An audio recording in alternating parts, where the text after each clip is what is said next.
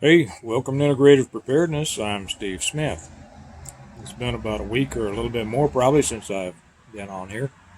Been busy, just been swamped. Swamped with relaxing and writing a little bit and playing with the kids and planting and working in the garden and taking walks uh, and not worrying about things. Uh, it's been a nice break. And it's kind of nice to see the rest of the world slowing down a little bit, down close to the speed that I like to live at. I know that that's not normal for today's world. It's hustle and bustle and got to get stuff done and meetings and you know all the electronics and the messaging that we have to keep up with.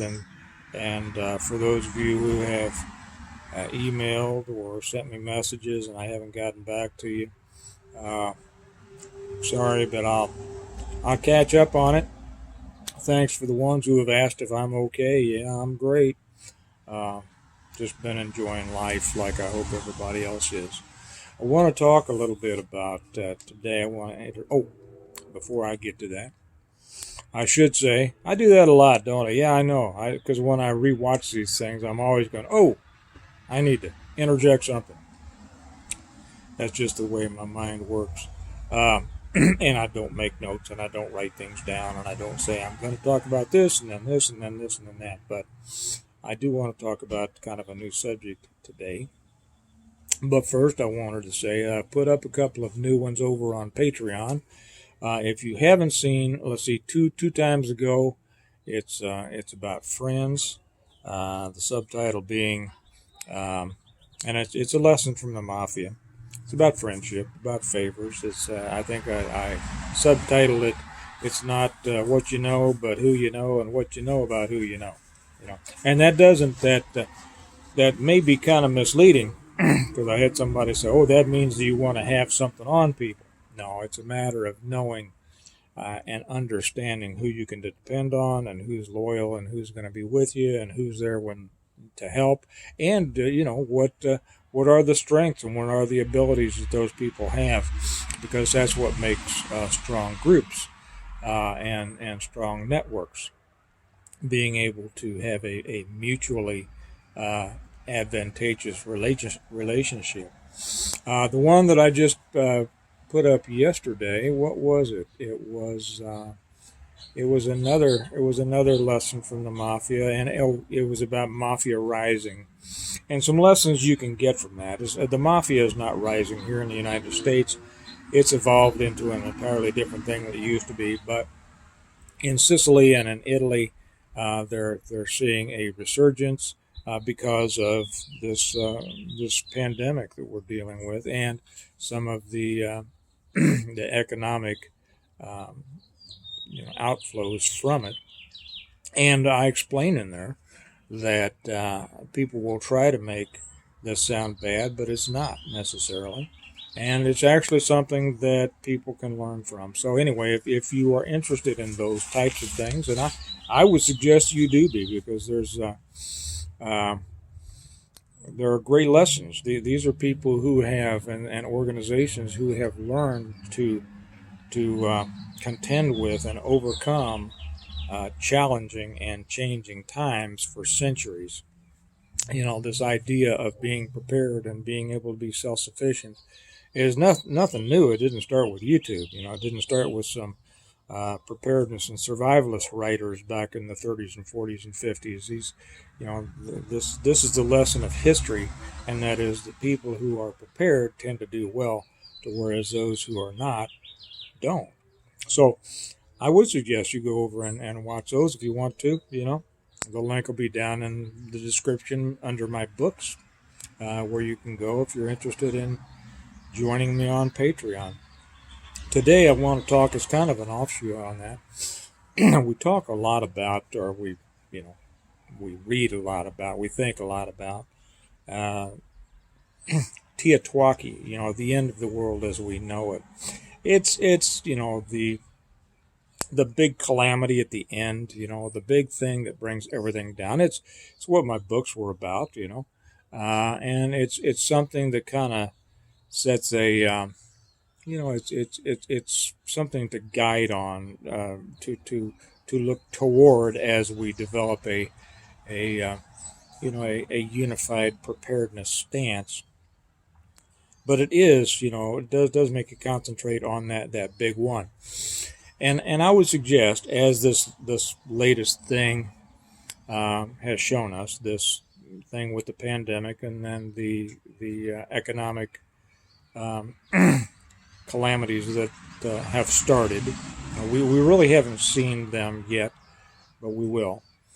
Um, that these things are more indicative of what we need to be concerned about on a daily basis. And so I want to use a new term. I want to introduce a new term concerning this, rather than Cotwawki, which talks about the end.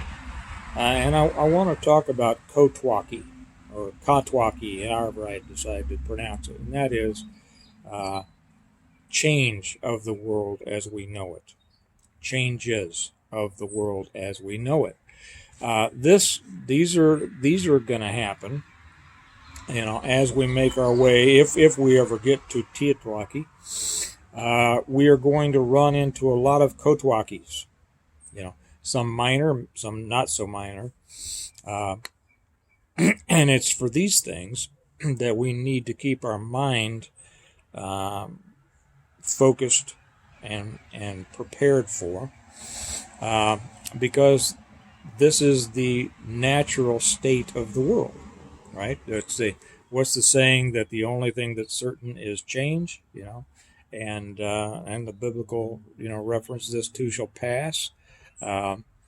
This wherever we are, if we become comfortable, if things that are going smoothly, we don't have to go very very far back into our own memories, and certainly not into history, to see that a big old ball can be coming, and it's easy to become comfortable in those comfortable times, and of course we shouldn't, because when we are, then fighting back out of that hole of complacency is a lot tougher than staying on the on the edge, as it were, of being ready at all times. I know that there are a lot of opinions out there about this coronavirus. A lot of people are just tired of it. They're just tired of hearing about it. A lot of people didn't take it seriously, and still don't. A lot of people didn't take it seriously, and now do.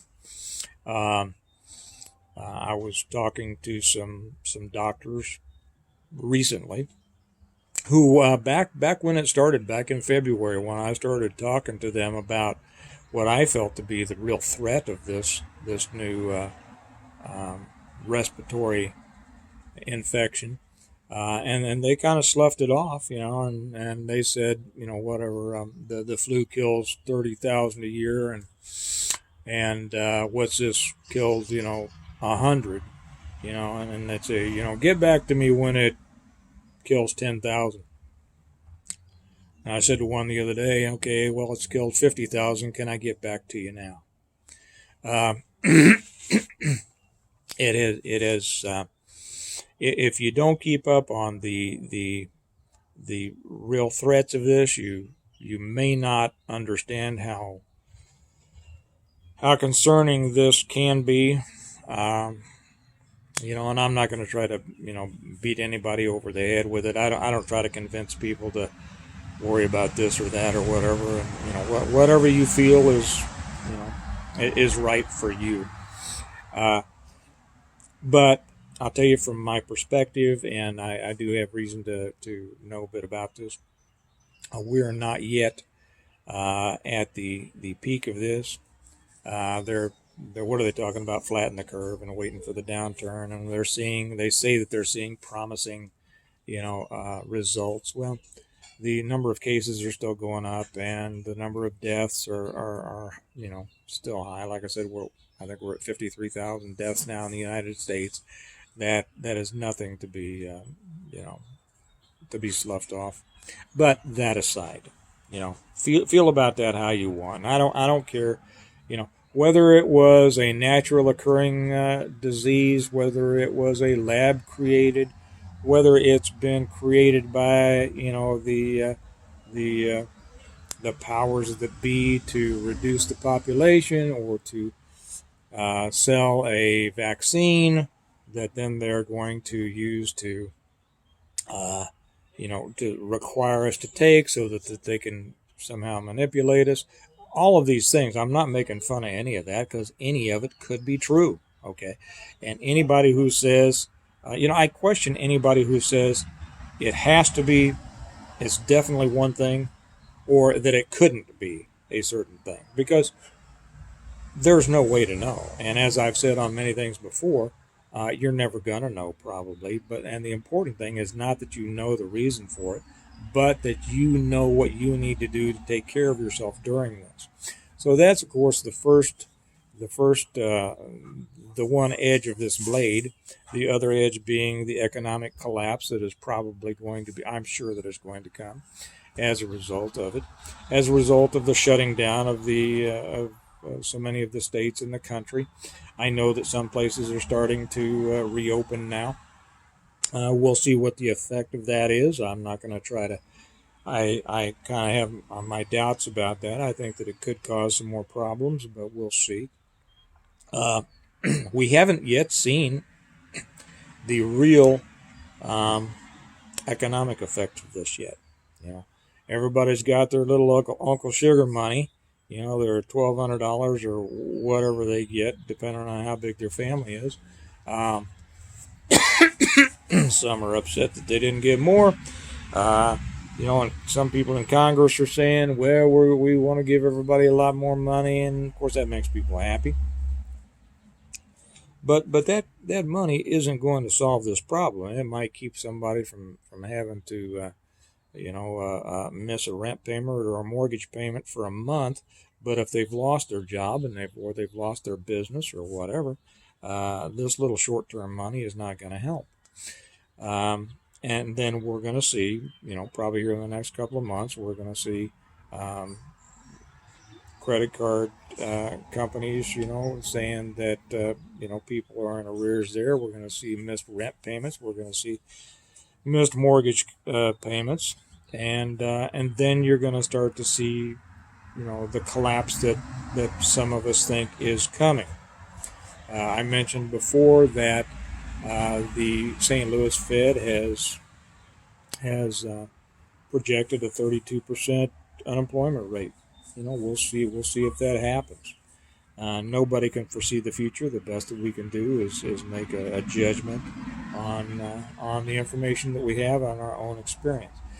But rather than try to figure out the why, the important thing is the what now, and the what now for you.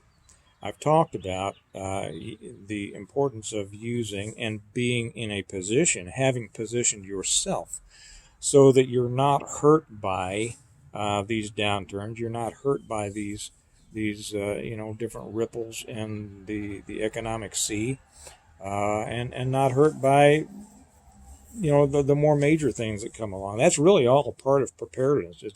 It's not just beans and bullets and band-aids and things like that. It's a matter of having yourself financially prepared, and so that when these things hit, it doesn't knock you off your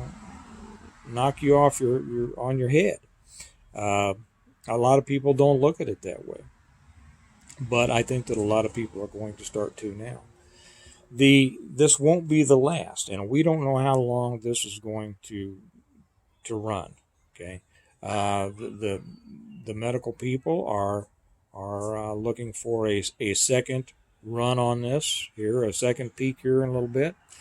When that happens, if those places that have opened up might take a second hit, the opening up might cause more cases and more deaths, and that's going to cause repercussions.